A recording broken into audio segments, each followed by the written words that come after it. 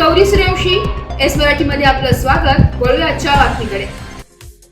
सुरगाण्यातील चिंचपाडा गुही येथे गोवंशाची 13 जनावरे जप्त। सुरगाणा तालुक्यातील चिंचपाडा गुही येथे शुक्रवार दिनांक 11 एप्रिल रोजी सायंकाळी 5:15 वाजता स्थानिक गुन्हे शाखेच्या पथकाने 13 गोवंश जातीचे जनावरे ताब्यात घेण्यात आले। स्थानिक गुन्हे शाखेच्या पोलिसांना मिळालेल्या गोपनीय माहितीच्या आधारे तो गो तस्करी होणार असल्याची माहिती मिळाली होती। माहिती मिळताच पोलिसांनी घटनास्थळी धाव घेत सायंकाळी 5:15 वाजेच्या सुमारास गोवंश जातीचे एकूण 13 जनावरे ताब्यात घेतली आहे। याची अंदाजे किंमत 1,12,000 रुपये इतकी आहे। गोवंशाची जनावरे ही वणी येथील गोशाळेत रवाना करण्यात आली आहे।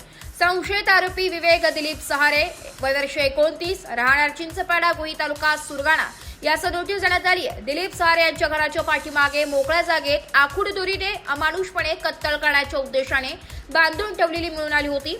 यातील फरार संशयित दिलीप सहारे, सरफराज शेख, अबू पुणा नाही, माहीत नाव नाही यांच्या विरोधात सुरगाणा पोलिसात गुन्हा दाखल करण्यात आला आहे। याबाबत सुरगाणा पोलीस ठाण्यात गुन्हा दाखल करण्यात आला असून सदर कारवाई पोलीस अधीक्षक नाशिक ग्रामीण आदित्य मिरखेलकर व राजू सुर्वे यांच्या मार्गदर्शनाखाली शिवाजी ठोंबरे, सुधाकर बागुल, सचिन देसले या पथकाने कारवाई करण्यात आली आहे। याबाबत पुढील तपास पोलीस निरीक्षक राहुल मोरे करीत आहे। एस मराठी न्यूज साठी प्रतिनिधी लक्ष्मण बागुल, बोरगाव।